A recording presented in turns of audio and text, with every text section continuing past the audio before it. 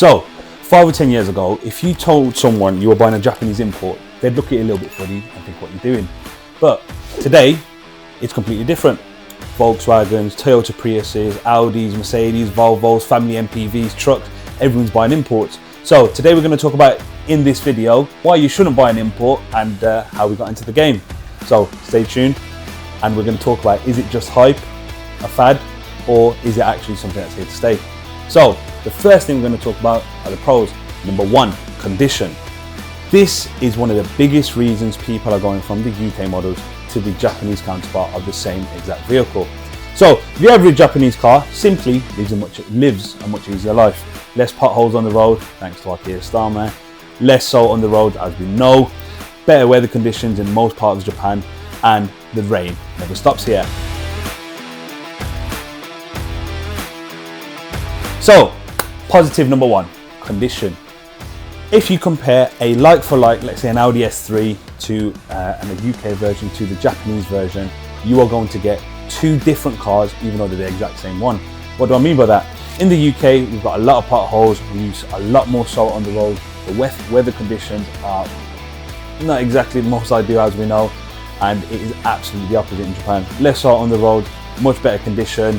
The Japanese have a very strict code of conduct when it comes to their roadworthy cars, and overall the cars are just much better. If you ever take it to a garage, an MOT station, 99% of the time, if you can look underneath, you'll see there's absolutely zero rust, and the CV joints, the suspension, and all the other components look almost brand new, even on a 15-year-old car.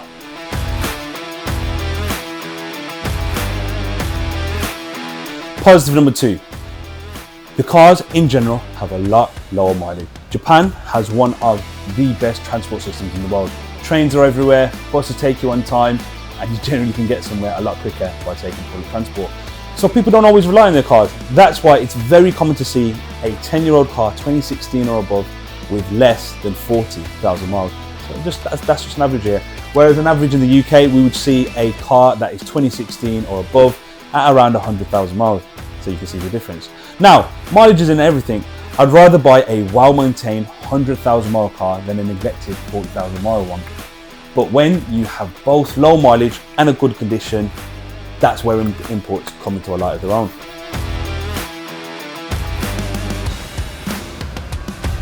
And positive number three, Japanese cars generally have a better specification.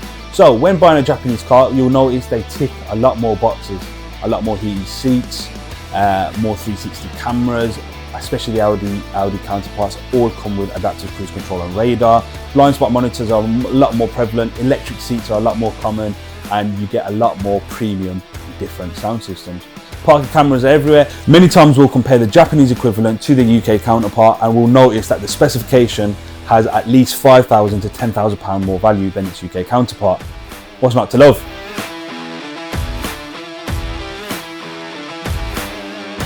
Positive number four, they just have a lot more choice. The Japanese have a lot more and a lot bigger MPVs, such as the Toyota Estin, which has been a fan favourite for the past 25 years. The new boy in the game, the Voxy 1.8 hybrid, mega MPG, but you still get a big boxy car. Even the Noah, you also see the Mazda Bongos. There's about 17 different variations of Mazda Bongo, from a pickup truck to camper vans to 8-seaters, and that's just the tip of the iceberg. The Japanese have a lot more variants of the same exact car. And when you get a lot more variants, you get to appeal to a larger market. Certain Prius variants like the S Touring, Safety Plus, Business Edition, Berry Edition, the list goes on and on. And also, you sometimes get different engine combinations. The Japanese generally use a lot more petrol cars and a lot less diesel cars, which means we can get a lot of the petrol variants compared to the diesel ones. So you suddenly have access to a lot more variants of the exact same car, which you wouldn't have in the UK. That's a really good positive.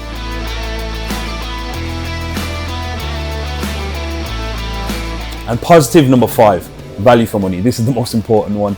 As we know, money's tight nowadays. So if I gave you £15,000 and I told you to go outside and buy an Audi S3, for example, would you want an Audi S3 with 80,000 miles, average spec, decent condition, or would you want one with 40,000 miles, very little scratches, a lot better maintenance, and a lot better underneath?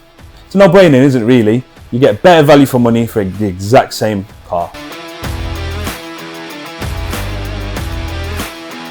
So we've already talked about the positives, but here's where a lot of us, especially as importers, go a little bit quiet. There are a few negatives as well. So number one, the most important one that everyone asks, insurance. So typically people say there is a problem with insurance. Sometimes they say it's higher, sometimes they say they can't find the vehicle, and sometimes because it's a grey import, they don't have a UK equivalent. That means you have to go through specialist brokers such as Adrian Flux to get the same level of cover. Now, although we do see that a lot here at HDG Cars, because we do appointments only, we want to spend at least 3 to 4 hours with you, and we're happy to sit down with you, get you a proper insurance quote using all the comparison websites and our connections to ensure that you get the car at a proper rate with the proper insurance.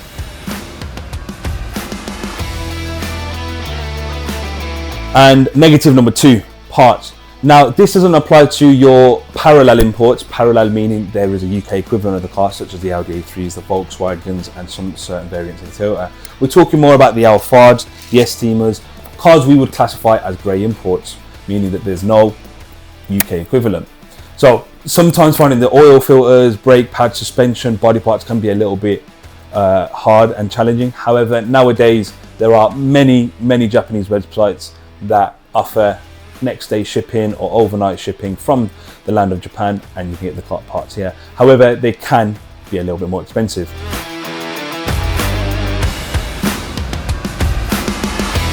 Con number 3, the infotainment system and UK conversion. What do I mean by that? A lot of the new cars come with a sort of screen which shows maps, Bluetooth, DAB, radio, and obviously driving the miles per hour. The Japanese, although they drive on the same side as us on the road, they drive in kilometers an hour. So conversions can sometimes be tricky, and you also do need to unlock the radio stations and the GPS region lock. Now, this doesn't apply to all cars, as some older cars will not have that system. However, especially on the new cars such as the VAG group cars and also the newer Toyotas, you may need to change the screen. Here at HDG Cars, we also do that prior to your sale, so that's not really a worry when you come down here.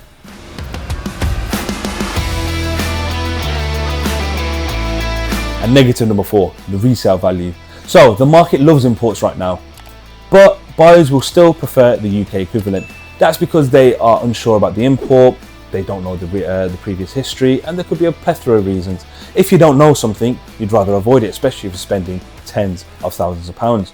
So, although you will get better value for money, you will sometimes struggle selling the car. Here at HDG Cars, we do also offer buyback, so that's not, again, when you come here, it's already something we've already tackled.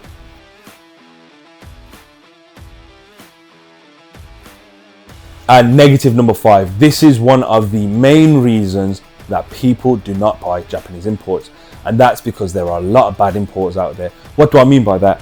It is very easy to buy a damaged car, a really high mileage car, ship it all the way from Japan, bring it over here, and then reverse the mileage, fix the car up, and declare the car as HPI clear and genuine miles.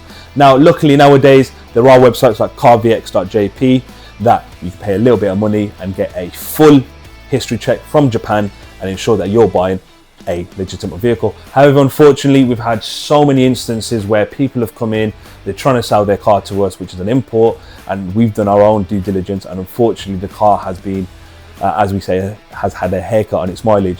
Some cars come in with 60,000 miles when they've got 120,000 miles from you, and unfortunately it's part of it.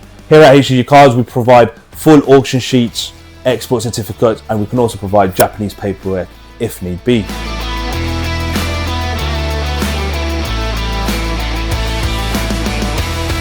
So we've talked about 5 positives, 5 negatives. Now it's up to you to decide. However, as a Japanese import specialist myself, when you come to HDG Cars, we make sure we look after you and make sure that none of these negatives really affect you.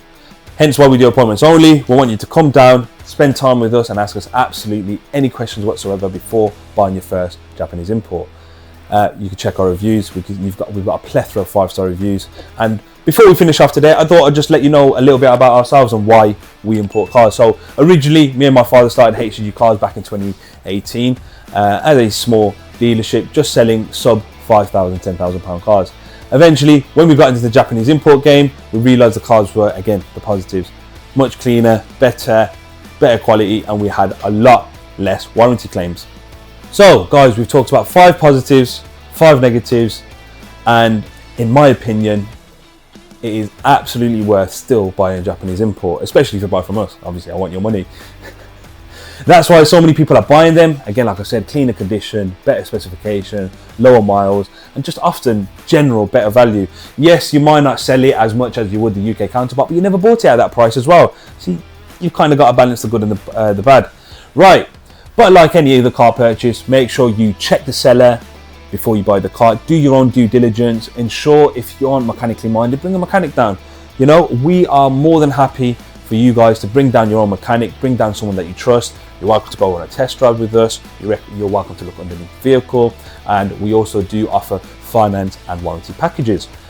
So if you've got any questions about Japanese imports, guys, drop them down in the comments below. I'll try and make more videos. I know there's a lot of questions, not just to do with bringing the car over here, but when the cars are here, how to import your own car, where to buy them from, who to buy them from, and a lot more.